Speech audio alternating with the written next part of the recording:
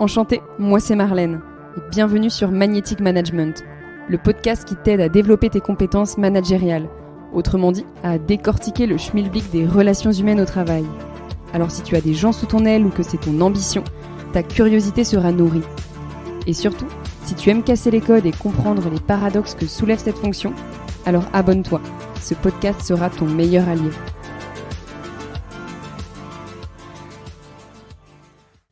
Anne a récemment créé son entreprise Anne Champroux Conseil et Formation.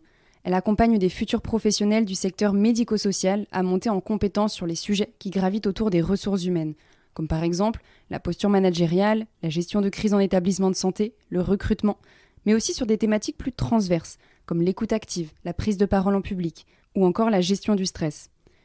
Pourquoi Anne est aussi complète ? Parce qu'après ses études de droit et surtout son double Master 2 en école de commerce et en université, elle a acquis près de 5 ans d'expérience dans la direction d'EHPAD privés, 2 ans en tant qu'adjointe de direction et 2 ans et demi en tant que directrice. Avec Anne, on va parler de légitimité, car elle avait à peine dépassé les 25 ans lorsqu'elle a été promue, mais aussi de cette importance en tant que directeur d'établissement de guider les gens vers où ils doivent aller et non pas vers où ils veulent aller. Qu'une confiance mutuelle n'est possible qu'à travers des limites bien posées, et que ça n'entache en rien la place pour une communication et une écoute bienveillante. Bonjour Anne. Bonjour. Je suis vraiment ravie que tu m'accueilles chez toi à Rennes. Et pour les auditeurs qui nous écoutent, Anne et moi, on se connaît. On a partagé 3 années sur les bancs de la faculté de droit à Rennes. Oui, tout à fait. Et on se retrouve aujourd'hui pour interviewer Anne qui, pour le coup, a poursuivi sur le droit, mais a bifurqué dans le secteur plutôt de la santé, du médico-social. Et elle va nous raconter tout ça. Avant, j'aimerais commencer par un sujet que je trouve assez intéressant de creuser et de partager. Quel tempérament de petite fille tu avais, Anne ? Eh bien, quand j'étais petite fille, j'étais une personne fonceuse, intrépide, sociable aussi. J'étais assez entourée à l'école. J'étais considérée comme une élève sage, calme, qu'on mettait souvent à côté des personnes un peu plus virulentes. Et j'ai toujours eu besoin du sport, c'est encore le cas aujourd'hui, qui était un moyen pour moi de canaliser toute cette énergie et ce dynamisme que j'ai. C'est pour ça que j'ai fait de la gymnastique pendant 12 ans, qui était une discipline qui était polyvalente et assez exigeante. Et c'est ce qui m'a plu en fait. Je l'ai pratiqué en équipe aussi, et c'est ce qui me plaisait beaucoup. Est-ce que dans cet âge-là, quand tu étais plus petite, tu avais déjà des métiers rêvés ? Oui. Alors, à l'époque, le tout premier métier que je rêvais de faire n'est pas si éloigné de ce que je fais aujourd'hui, puisqu'au début, je souhaitais être institutrice. J'ai aussi souhaité être pilote de chasse et astronaute, mais ces rêves se sont vite envolés quand j'ai vu mon niveau dans les matières scientifiques, donc j'ai dû abandonner. Mais en tout cas, ça reste des sujets qui me fascinent. Je suis fascinée par le ciel, par les astres, et je regarde très régulièrement du contenu vidéo sur les avions de chasse et tout ce qui relève de l'armée de l'air en général. Et finalement, tu t'es lancée après le bac dans les études de droit. À cette période des 18 ans, quel chemin tu souhaitais prendre ? Alors, je suis arrivée en droit avec un projet très précis. À l'époque, je souhaitais devenir notaire, puisque ça semblait être un métier qui combinait l'accompagnement des personnes dans des moments forts de leur vie, comme le mariage, un décès, une vente de maison, etc.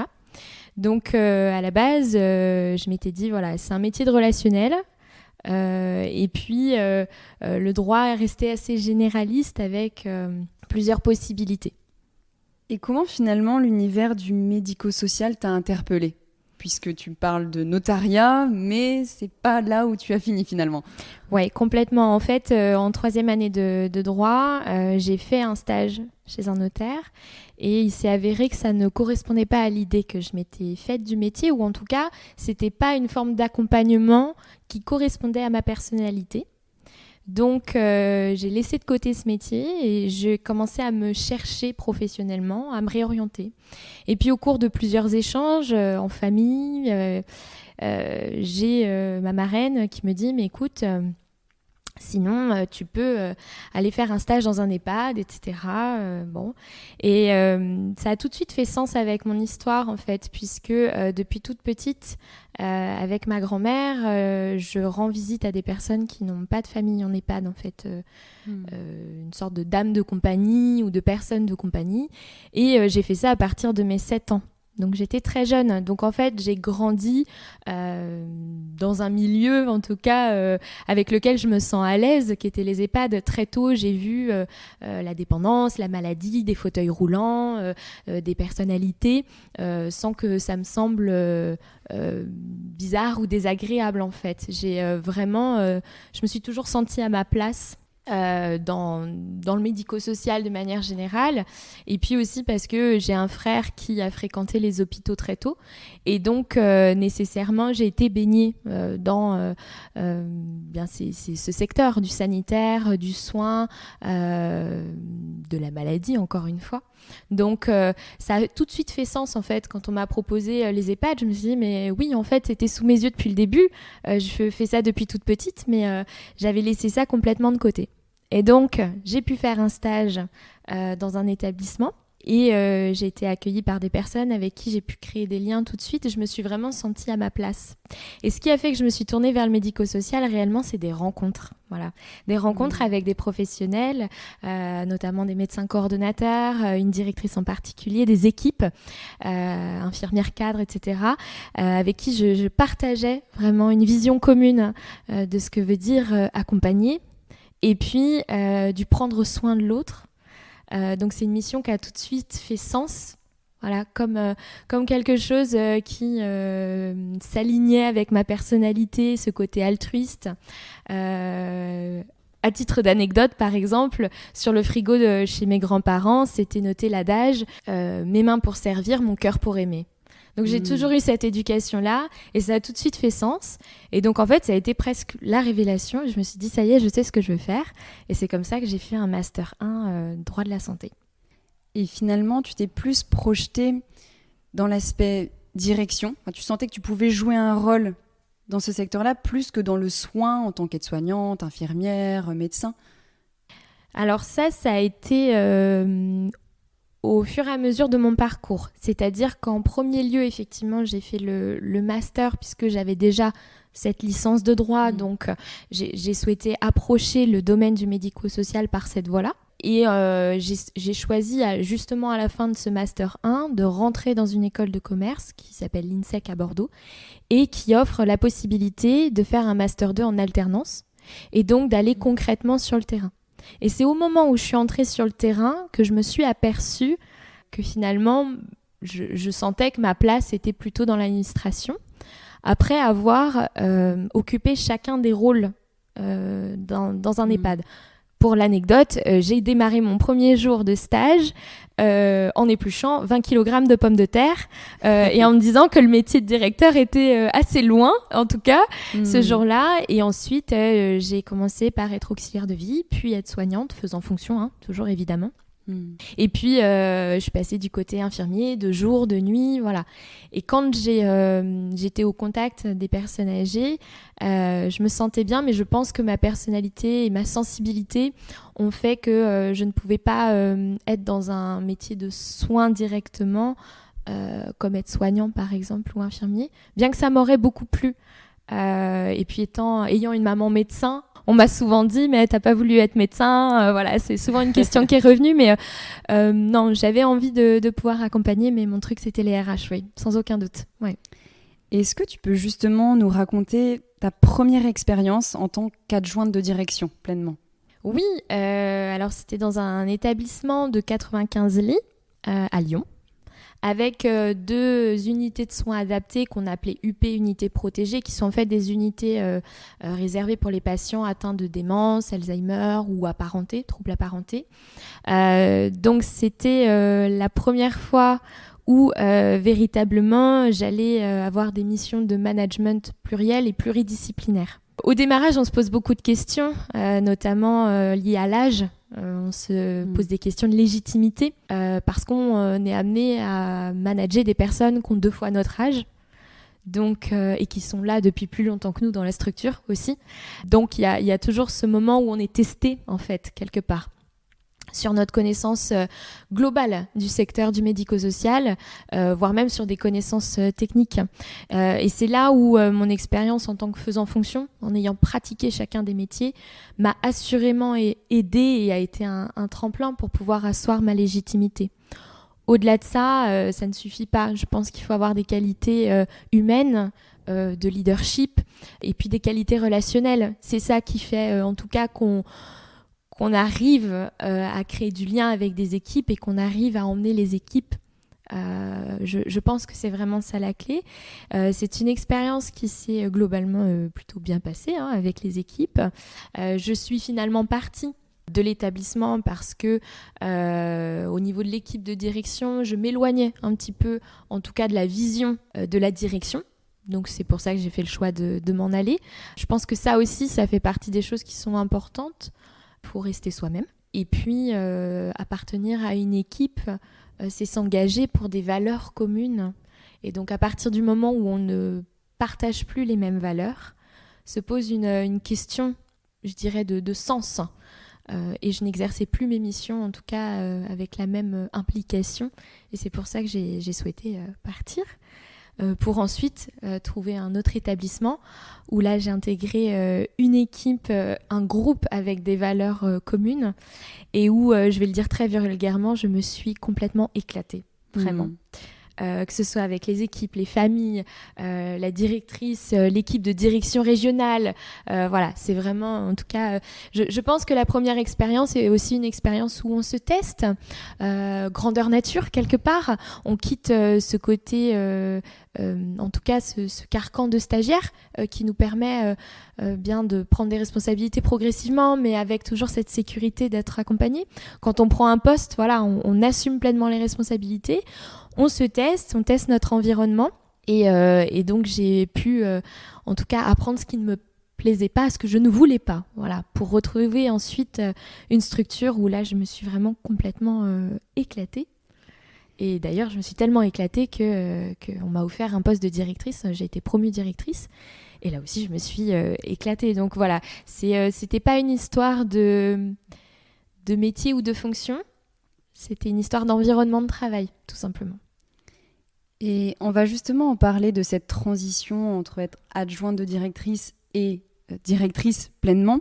Avant même qu'on en parle, j'aimerais revenir sur ce que tu as dit, sur l'aspect légitimité, mon âge, puisqu'on le voit aujourd'hui, il y a pas mal de personnes qui deviennent managers, parfois à 24, 25, 26 ans, ce qui était ton cas pour le coup. Comment tu l'as vécu dans cette seconde structure, après t'être déjà pas mal testé dans la première ? Bien, je savais déjà, j'avais une idée plus globale de la temporalité, de la manière dont ça se passait, du temps approximatif qu'il faut pour gagner la confiance des équipes, pour créer du lien. Je savais qu'il fallait que je donne la priorité à la communication, à la transparence, mais aussi à la sincérité. Voilà. Je savais que les détails avaient leur importance. En fait, toutes ces petites erreurs que j'avais pu faire au démarrage, j'ai essayé de ne pas les reproduire. Donc en fait, de m'asseoir sur cette petite expérience que j'ai pu acquérir au cours de la première expérience. Mais évidemment, la légitimité se pose. Alors, c'est le rapport à l'autre, mais c'est d'abord le rapport à soi-même. Ça fait partie des questions à se poser avant de devenir manager. Par exemple, quel est mon rapport au conflit ? Est-ce que c'est quelque chose qui me dérange, qui me met mal à l'aise, ou est-ce que je suis à l'aise avec le conflit ? Et pourquoi ? Et comment je le vis, le conflit ? Et qu'est-ce que ça génère en moi, le conflit ? Ça fait partie des questions, en tout cas, que les managers doivent pouvoir se poser avant de prendre un poste. Quel modèle managérial me correspond ? Bien que moi, si ça tient qu'à moi et ça m'appartient, je vais te dire, restez vous-même. Parce que porter un masque, tôt ou tard, ça se voit et ça vous desservira. Ça, c'est quelque chose que j'aurais tendance à dire. Mais l'idée, avant de pouvoir rentrer en relation avec l'autre, parce que le management, c'est ça, c'est avant tout fédérer une équipe. Et donc, pour pouvoir fédérer une équipe, il faut être en relation avec les personnes. Être en relation avec elles individuellement et être en relation avec un groupe. Et c'est deux dynamiques qui sont très différentes. Et en fait, j'ai vraiment compris ça dans ma deuxième expérience. C'est que j'ai eu le temps d'interroger plusieurs choses. Et donc, j'avais en tout cas mieux cerné qui j'étais et comment les choses fonctionnaient. Donc, j'avais compris que pour pouvoir manager, au-delà de cette transparence, cette bienveillance, il faut aussi pouvoir fixer des limites. Ce n'est pas des choses qui sont, en tout cas, qui ne vont pas de pair. Au contraire, on peut être bienveillant et fixer des limites. Et manager, c'est pas accompagner les personnes là où elles veulent aller, mais là où elles doivent aller. Et l'objectif du manager, c'est de les accompagner pour qu'elles aient autant envie d'y aller que nous. C'est ça, manager. Et ça fait partie des choses que je savais, que j'avais apprises sur les bancs de l'école, évidemment. Mais entre la théorie et la pratique, il y a un monde. Vraiment, il y a un monde. Et il n'y a pas de manager parfait. Un manager va se planter. Et c'est tant mieux, en fait. C'est tant mieux parce que c'est là où, quelque part, il monte en compétence et c'est là où, quelque part, il devient légitime auprès des équipes. Arriver à dire à ses équipes « Ok, je me suis planté », ça, c'est un manager qui est transparent, qui est humble et qui va donner de la crédibilité à son management. Parce qu'un manager, c'est avant tout un humain. Et qu'un manager arrive à dire à ses équipes « Vous vous êtes planté ou vous avez réussi », donc l'inverse doit être vrai. Les équipes arrivent à faire sentir au manager, là, vous vous êtes planté, ou là, oui, vous avez réussi. Ça va dans les deux sens, en fait. Le management est une relation. Et donc, dans la relation, si le manager arrive avec ses grands sabots en disant « Je suis le chef, je suis le boss, suivez-moi, tout va bien se passer », autant vous dire qu'on est très certain que ça va très mal se passer. L'objectif, c'est de considérer son équipe comme un égal, c'est-à-dire comme l'entraîneur de foot qui considère son équipe, qui vit avec son équipe, qui vibre avec son équipe, autant en cas de victoire qu'en cas de défaite en fait. Il y a vraiment pour moi un lien, cette image du sport. Le manager, c'est ça, c'est celui qui pleure autant dans les succès que dans les défaites, quoi. Qui le vit, qui l'éprouve, qui est capable de montrer l'exemple, qui est capable de se remonter les manches. Voilà. Pour montrer l'exemple, mais avec cette limite de « je ne fais pas à la place de ». Je me remonte les manches quand c'est nécessaire, mais j'arrive à mettre le curseur pour pas non plus que les équipes prennent l'habitude de se dire « si c'est pas fait, de toute façon, le manager repassera derrière moi et le fera, tout simplement ». Donc, il y a vraiment tout un tas de choses que j'ai appris. Pour en revenir à ta question initiale, j'ai fait un grand détour, mais il y a vraiment tout un tas de choses que tu apprends et tu peux pas arriver dans ta première expérience ou dans ta deuxième expérience comme manager parfait. Il n'y a pas de recette parfaite. Ça dépend vraiment aussi des équipes, de l'histoire de la structure, de la taille de l'équipe et puis de toi aussi, de ta disposition à être disponible, du poste sur lequel tu arrives. Est-ce qu'il était construit, pas construit? Qu'est-ce qu'il y a à reprendre? Quel état des lieux tu fais? Tu vois, ça dépend vraiment de beaucoup de choses. Et comment tu as su gérer émotionnellement l'aspect que tu as cité? Je dois aider mes équipes à non pas aller vers ce qu'ils veulent, mais le chemin vers lequel ils doivent aller, parce qu'à un moment donné, il y a aussi forcément une responsabilité de ton côté, mais aussi du leur. Cette dualité entre on crée une relation de confiance, presque parfois assez proche pour le coup, mais on met des limites. Est-ce que ça t'est arrivé d'être affecté ou de devoir te forcer à... Comment tu le gérais d'un point de vue émotionnel, dans le sens où ce ne sont pas tes amis? Complètement, c'est pas simple. C'est pas simple parce que tu passes ton temps, comme tu le dis si bien, à faire l'élastique. T'es humain avant tout, donc forcément, il y a des situations qui peuvent t'affecter. Et en même temps, à un moment donné, la prise de recul est là, il faut remettre ça dans un cadre institutionnel global, avec ta mission. Ce pourquoi tu es embauché, quelque part, pour pas te laisser envahir. Mais évidemment que, surtout, que j'ai été manager dans une période particulière pendant la Covid, donc évidemment qu'il y a des situations qui vont te toucher plus que d'autres. Maintenant, c'est pas parce qu'il y a de l'émotionnel qu'il peut pas y avoir de rationnel. Voilà. Tu es dans une sphère émotionnelle et à partir du moment où tu es dans un métier humain, tu seras forcément amené à vivre des émotions, à les éprouver ou à les voir éprouvées par les personnes que tu manages. Donc, pour moi, il faut arrêter de dire qu'un manager doit avoir la poker face, doit faire semblant ou doit... Voilà, non. Un manager va forcément éprouver des émotions, ça, c'est une première chose.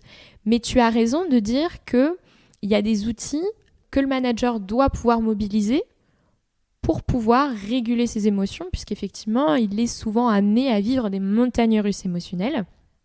Donc, effectivement, c'est aussi une mission du manager d'arriver à réguler ses émotions pour inquiéter ses équipes quand il y a lieu de s'inquiéter et pas à la moindre petite chose de travers. Donc ça, c'est un curseur que tu mets, que tu choisis de mettre en fonction de tes priorités.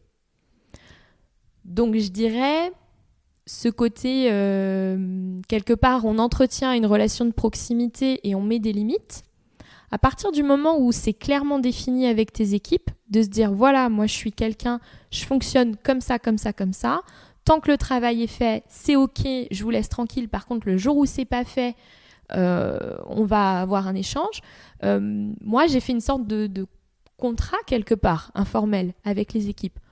Le premier jour, quand je me suis présentée, notamment quand j'étais directrice, j'ai dit, voilà comment je fonctionne. J'ai pas de mal avec les personnes qui ne savent pas, pourvu qu'elles aient envie d'apprendre et pourvu qu'elles soient impliquées dans le travail. Voilà, vous venez me voir, vous me dites j'ai besoin de ça, il me manque ça, j'ai besoin d'être formée, je ne maîtrise pas. C'est OK en fait. Tant que c'est transparent pour moi, tant que vous faites l'effort de venir me voir, que je suis avertie, qu'on communique, ça fonctionne à la confiance. En fait, j'ai posé ce principe de confiance mutuelle. Maintenant, c'est arrivé aussi qu'ils testent mes limites. Ils m'ont rarement vu, mais ils m'ont vu me fâcher. Et ils savaient qu'à partir du moment où la confiance était entachée, il n'y avait pas de retour en arrière possible et que quelque part, quand les limites étaient franchies, s'appliquaient les sanctions ou en tout cas les mesures qui avaient été énoncées. À partir du moment où tu conclus ce contrat de confiance, personnes n'ont vraiment besoin de confiance. Il n'y a rien de pire, on a tous éprouvé ça. Un chef qui ne nous fait pas confiance, qui nous infantilise, du micromanagement, vérifier les moindres faits et gestes, ça ne nous pousse pas vers le haut, ça met la pression à la personne et c'est là où elle est poussée à la faute. À partir du moment où il y a de la confiance, où tu valorises les idées, où tu reconnais le travail fourni, voilà, confiance, reconnaissance, soutien, ça, je pense que c'est les maîtres mots, en fait, qui m'ont permis d'être dans la proximité et à la fois, la communication m'a permis d'être dans les limites et je dirais, les limites, c'est aussi le revers de la confiance quelque part.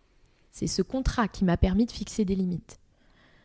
Maintenant, tout est une histoire de curseur et ce curseur, tu ne le fixes pas par rapport à ta sphère émotionnelle, il doit être fixé par rapport à ce côté rationnel, c'est-à-dire les missions que tu as, tes responsabilités, tes objectifs concrets, soit sur ta fiche de poste, soit au regard d'un plan d'action qui a été établi au préalable. Tu ne peux pas te permettre de fixer des limites au regard de ta patience, on va dire, purement humaine. Il y a des choses acceptables, il y a des choses qui ne le sont pas. C'est aussi au regard des conséquences que certaines actions peuvent avoir sur une structure, sur des personnes, etc. C'est intéressant ce que tu exprimes dans le fait qu'il y a la communication, l'empathie, l'écoute, la confiance, mais toujours avec un cadre qui a été posé et sur lequel on se repose et qu'on respecte surtout. Et je pense que les équipes te le rendent davantage quand ils sentent que le cadre n'est pas dépassé, mais bien respecté pour le coup. Et après, tout rentre en œuvre derrière. Complètement. Encore une fois, la bienveillance n'empêche pas de poser des limites et au contraire, c'est encore cet adage, on accompagne les équipes non pas là où elles ont envie d'aller, mais là où elles doivent aller, pour l'unité, pour l'intérêt général. Il y a cette notion-là aussi dans le management de remettre les missions de chacun dans un objectif global pour donner du sens, pour faire l'unité, pour fédérer aussi quelque part. Et la plupart du temps, ces équipes sont en demande d'un cadre parce que c'est rassurant. Et puis aussi parce que quand il y a un problème, le manager est la personne ressource pour accompagner. Et ce cadre, on le cultive aussi en cultivant un état d'esprit orienté vers les solutions. plus on va cultiver cet état d'esprit, d'avoir envie de monter en compétences, de s'orienter vers les solutions, de se concentrer vers ce qu'on fait de bien, vers ce qui est positif, et bien plus la mayonnaise monte dans un sens positif et plus les équipes vont se motiver entre elles. C'est vecteur de motivation. Quand tu donnes du sens, quand tu es reconnaissant, quand tu sais pourquoi tu agis dans la structure, dans ton travail, en te levant le matin, tu sais pourquoi tu le fais. Bon ben voilà, déjà il y a une grande partie du chemin qui est faite. Et vaut mieux avoir cet état d'esprit-là, parce que le quotidien, alors moi je parle surtout dans les EHPAD, est fait de problématiques, de petites crises, de grandes crises, d'événements indésirables, des petits, des grands, des moyens d'insatisfaction. Mais c'est aussi fait de tout plein de petits bonheurs, d'attention, de victoires. Et si tu regardes le verre à moitié plein, ça, en tout cas, tu vas emmener tes équipes toujours plus loin et tu vas aussi stabiliser tes équipes. Voilà. Et j'imagine que dans tes équipes, ce qui est le plus challengeant, hein, tu me diras si je me trompe, c'est le fait de faire face à différents types de personnalités, où tu peux te retrouver face à un profil qui a besoin que tu lui fasses énormément confiance, qui se responsabilise beaucoup, et un autre profil qui a besoin de ton attention, qui attend beaucoup de toi. Comment tu le gères, ces différents profils ? Bien, tu manages en fonction de plusieurs choses. Tu manages dans un contexte institutionnel, tu manages au regard d'une fiche de poste, des missions de la personne, et tu manages au regard de la personnalité. Donc déjà, pour moi, il y a quand même plusieurs couches, on va dire, à prendre en compte, qui forment tout un contexte, qui font que tu vas t'adapter toi en tant que manager. Donc ça, c'est, je dirais, c'est une capacité en tant que manager à pouvoir, quelque part, établir un profil du manager qu'il a en face de lui. Donc ça s'apprend en théorie sur les bancs de l'école, évidemment, il y a toute la théorie. Et puis il y a la pratique, hein. Il y a aussi quand même cette expérience et puis le temps aussi. Tu as des personnes qui se dévoilent, hein. Tu as des personnes au démarrage qui ne montrent pas toute leur personnalité ou en tout cas seulement une part de leur personnalité. Donc c'est une mise en relation. Effectivement, tu manages au regard de la personnalité que tu as en face de toi, mais aussi au regard de ce que la personne te renvoie. Il y a quelque chose de l'ordre de la subjectivité dans le management. T'as beaucoup de managers qui vont parler d'intuition. Et en fait, c'est une part sensible. On appelle ça l'empathie, on appelle ça... Voilà, il y a quelque chose dans l'autre qui nous touche. Donc, forcément, le manager est profondément humain parce que la personne qu'il a en face de lui renvoie quelque chose qu'il saisit, en tout cas qu'il voit, qu'il perçoit. Et ça, c'est pas anodin.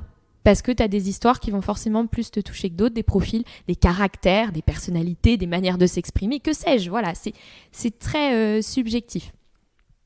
Donc encore une fois, il faut avoir cette bienveillance envers soi-même et sans cesse s'interroger aussi soi-même sur qu'est-ce qui fait que je le sens pas, qu'est-ce qui fait que on n'arrive pas à se dire les choses. De quoi il a vraiment besoin ? Est-ce qu'il a besoin de sécurité, que je le rassure ? Est-ce qu'il a besoin... Voilà, c'est toujours cette espèce d'identification des besoins. Bon là, je vais pas faire de la psychologie de comptoir parce que c'est pas mon rôle et c'est pas, en tout cas, mon domaine. Mais c'est intéressant de s'arrêter, de prendre le temps de s'arrêter sur sa relation avec des grilles de lecture. Hein. Ça peut être le triangle de Karpman, ça peut être les biais cognitifs, par exemple. Mais le manager doit quand même être sensible à pas tomber parfois dans des cercles relationnels qui peuvent lui desservir et qui peuvent instaurer un jeu de pouvoir, hein, qui sont quand même un danger managérial. Voilà. Donc toi, concrètement, sur l'aspect, je vois qu'il y a peut-être une problématique avec cette personne, elle est peut-être en difficulté, elle n'ose pas s'exprimer, donc j'imagine que tu fonctionnes beaucoup à travers l'art des bonnes questions à poser, l'écoute active derrière. Tu fonctionnes plutôt comme ça, j'imagine ? Oui, ouais. Mes principaux outils, c'est la communication qui passe par aller vers l'autre. Le matin, dire bonjour à tout le monde. Et pas un bonjour pour dire bonjour. Quand on pose la question « Comment allez-vous ?», on écoute la réponse. Et si on écoute la réponse, on va s'apercevoir qu'elle dit seulement oui avec la voix et non avec la tête. Donc à ce moment-là, ça doit nous alerter, ça nous donne des indicateurs sur le climat social. Et ça peut nous donner des indicateurs sur, ok, est-ce qu'il y a quelque chose qui concerne uniquement sa sphère personnelle ou alors ça empiète sur le professionnel? Et là, c'est un sujet dont on peut se saisir. Et le dialogue. Le dialogue, comme tu dis, les questions ouvertes. Au-delà du « est-ce que vous avez bien fait ça ?» qui est une vraie fausse question, selon moi. C'est comment vous vous sentez dans votre poste. Prendre le temps, alors on ne le fait pas tous les jours, évidemment, le temps nous manque, je le sais, c'est une réalité. Prendre le temps de temps en temps, de demander à certaines personnes comment vous vous sentez dans le poste. Rencontrez-vous des difficultés sur lesquelles je puisse vous aider? Qu'attendez-vous de la direction aujourd'hui? Est-ce qu'il y a des choses qui... voilà, toujours créer ce lien et se poser en soutien. Et puis, donc, au-delà de ce bonjour, ce dialogue, cette communication avec cette écoute active, on écoute les gens, on n'écoute pas seulement la parole, on écoute les gestes, les non-gestes, les non-dits, les silences. Ça, selon moi, c'est vraiment la clé de voûte. Tu prends la température de ton climat social, tu prends la température de tes équipes comme ça. Ça t'aide à pouvoir anticiper certaines situations. Et la dernière chose, c'est ce que je disais juste avant, c'est ce qu'on appelle le contre-transfert, c'est-à-dire qu'est-ce que moi je ressens avant d'aller au travail ce matin, qu'est-ce que mes équipes me renvoient, et pouvoir aussi faire un scan de soi-même pour savoir ce qu'on met de côté, ce qu'on garde, et est-ce qu'on écoute cette intuition, est-ce qu'on la laisse de côté, voilà, pouvoir prendre du recul sur la situation. Je rebondis sur ce que Anne a dit, puisque tu as clairement présenté les deux types de questions orientées vs questions neutres, sur l'aspect où est-ce que tu as bien fait ça, où tu as l'air énervé. En fait, là, ce sont des questions que vous orientez. C'est votre perception des choses et il y a déjà un certain jugement, en fait, quand vous dites ça envers quelqu'un. Alors que la question « qu'est-ce que vous en pensez ?» comment vous vous sentez, il n'y a aucun préjugement. Vous laissez le champ des possibles, la liberté à la personne de s'exprimer et non d'anticiper. Et tu l'as très bien dit aussi tout à l'heure, on parle des biais cognitifs. C'est-à-dire que parfois, en tant que manager, tu peux te retrouver face à un salarié et dans ta tête, tu as déjà ton interprétation de la situation, ta perception des choses. Et donc finalement, en posant une question orientée, c'est biaisé. La personne, elle peut soit aller dans ton sens, soit se braquer, et finalement, elle va te livrer l'élément pertinent sur lequel tu aurais pu t'appuyer derrière pour orienter la discussion. Donc très intéressant ton retour sur ça. Tu parles beaucoup donc, de cette communication, de cette ouverture aux autres, mais tu as aussi parlé de cette importance de se connaître. Toi, qu'est-ce que tu as appris sur toi en manageant tes équipes depuis les 5 dernières années? Qu'est-ce que ça a révélé chez toi? Beaucoup de choses. J'imagine. Beaucoup de choses. Dans mon rapport à moi-même, c'est une question qui est pas simple. Je pense que ça m'a appris sur mes propres limites. Je pense. Eh bien, mon curseur à savoir poser mes propres limites en acceptant, alors quand on a une posture de directeur, on veut montrer l'exemple, il y a ce côté quelque part où on veut toujours être parfait, aux attendus, on n'a pas le droit de flancher parce qu'on montre l'exemple, parce que quelque part on est le pilote dans l'avion et qu'on a envie que tout le monde arrive à bon port. C'est pas prétentieux, hein, j'entends par ici vraiment qu'on a envie de soutenir les équipes et c'est la raison pour laquelle on ne se donne pas le droit de flancher. Donc c'est quelque chose que j'ai appris. J'ai aussi appris que il faut surtout pas faire ce type de métier pour un besoin de reconnaissance. Parce que justement, j'ai appris à percevoir ces petits signes de reconnaissance en apparence invisibles et qui en fait veulent dire gros. Qui sont des signes qui apparaissent toujours à des moments impromptus, auxquels on ne s'y attendait pas, et qui apparaissent parfois par des personnes dont on ne l'attendait pas en fait. C'est parfois des personnes qui m'ont posé le plus de difficultés dans la relation, dans le management, qui ont été les plus reconnaissants. Voilà, paradoxalement. Hein. Et donc, c'est ça que ça m'a appris à reconnaître. L'humain est imprévisible, ça c'est une certitude. Alors je le savais, mais vraiment encore plus. Managérialement, J'ai vraiment appris que, comme tu parlais de préjugés, l'habit ne fait pas le moine. Bon, c'est vu, revu et réchauffé, mais vraiment, ne jamais se faire une idée de quelqu'un. C'est intéressant ce que tu dis, puisque on me l'avait dit aussi, que c'est pas toujours les personnes qui vont avoir le grand sourire aux lèvres, qui vont te brosser dans le sens du poil, qui vont te remercier toutes les 4 matins, qui te le rendent véritablement derrière. C'est presque ces personnes-là qui peuvent, entre guillemets, je grossis la chose, mais te mettre un couteau dans le dos, ou finalement avoir de fortes critiques dans ton dos. Et ceux qui vont émettre des fois des objections, qui vont oser te contredire. Faut pas le prendre négativement. Au contraire, ça te challenge et ça prouve qu'ils s'intéressent et qu'ils ont envie d'attendre de toi. Il y a cette relation réciproque. Pour le coup, on s'apporte mutuellement. Et c'est ces personnes-là, parfois, qui, au premier abord, pouvaient être froids, te contredire, qui vont plus te le rendre derrière. Donc, comme tu le dis, l'habit ne fait pas le moine. On peut avoir des préjugés sur des personnes, mais c'est pas toujours les bons. D'où nos biais cognitifs parfois aussi. Complètement. Tu vois, ça me fait penser à une expérience que j'ai eue très concrètement. Il y avait une crise dans l'établissement. Il y avait un climat social assez tendu à ce moment-là. Et je me souviens d'une réunion où donc, il y avait toute l'équipe de direction. J'avais convié vraiment tout le monde justement pour créer cet espace de discussion. Et je me souviens des collaborateurs qui m'avait dit mais vous allez voir, enfin on va se faire complètement incendier, enfin ça va être une réunion hyper active mais dans le sens négatif du terme, c'est-à-dire qu'ils vont avoir beaucoup de doléances, etc. Et je me souviens leur avoir dit mais tant mieux en fait, parce que ça veut dire qu'il y a du dialogue et parce que ça veut dire qu'ils trouvent que ça vaut encore le coup de dire les choses plutôt que de ne rien dire. Donc je préfère un dialogue incendiaire plutôt qu'un silence qui rompt le lien avec les équipes. Et au final, effectivement, il y avait des doléances, mais on avait réussi à instaurer un dialogue et à proposer des solutions.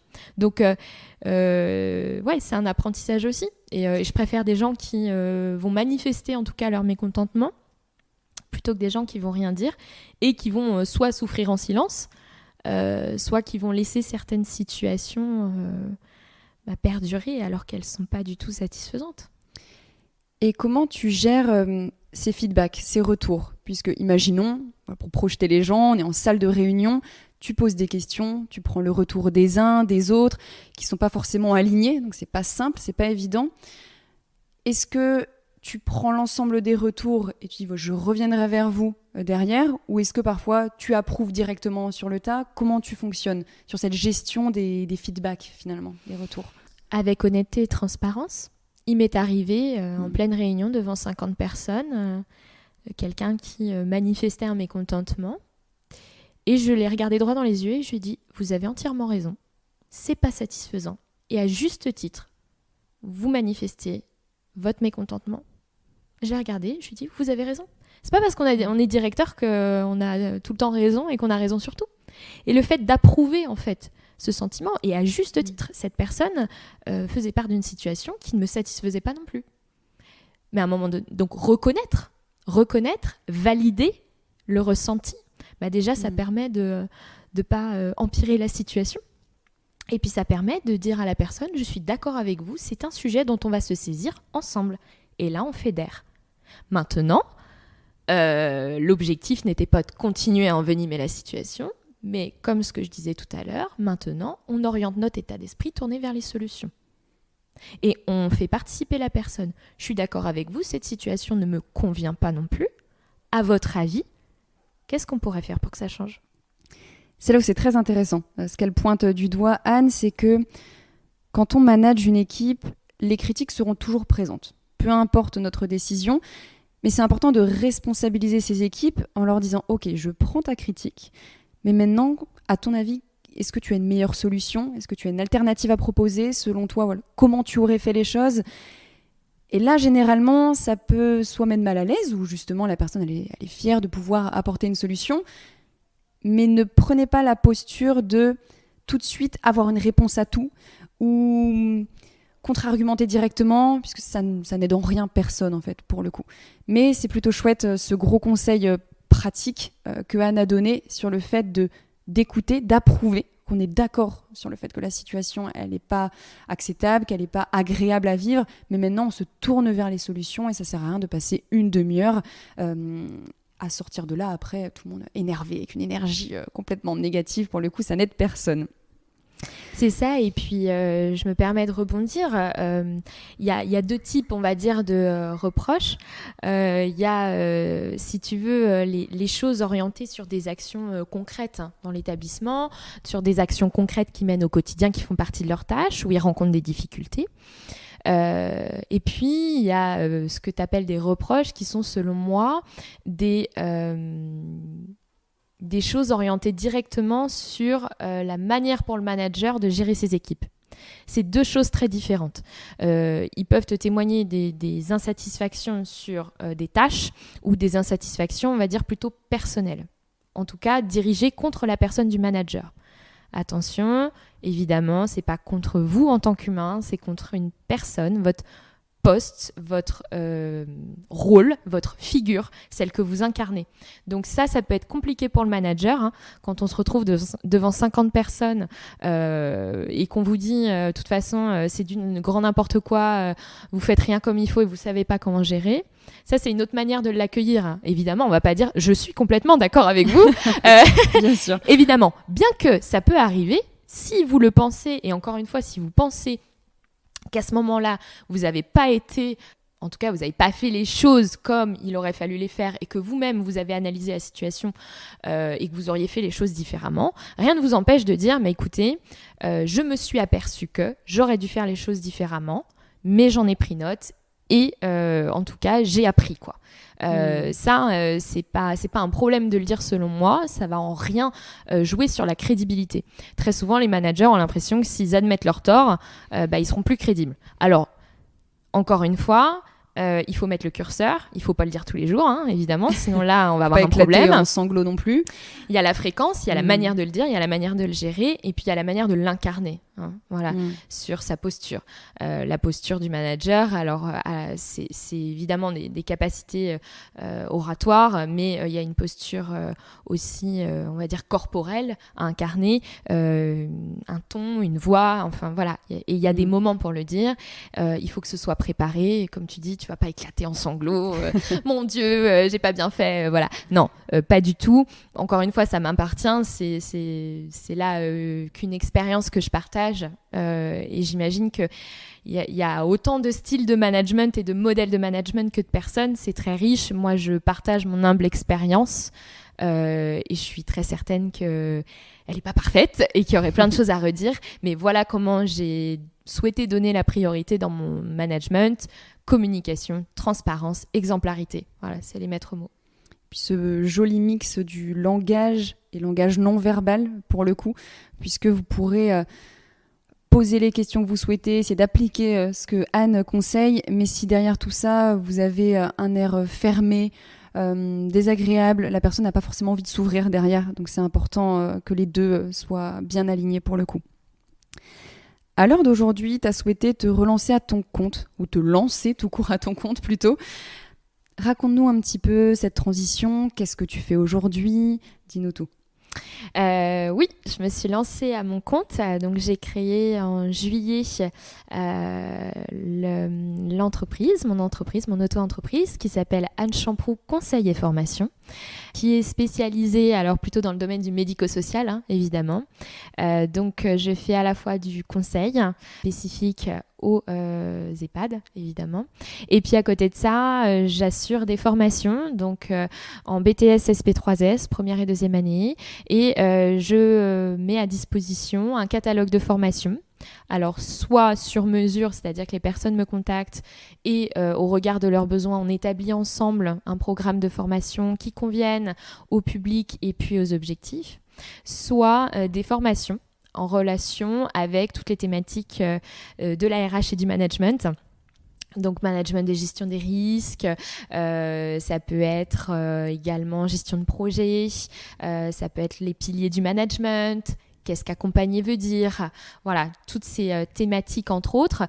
Et puis, je propose aussi des formations avec des thématiques transversales comme la prise de parole en public, comme gérer son stress, rédiger un CV, une lettre de motivation, préparer un entretien d'embauche, justement à la fois sur cette posture à la fois corporelle et verbale. Donc c'est cette double identité.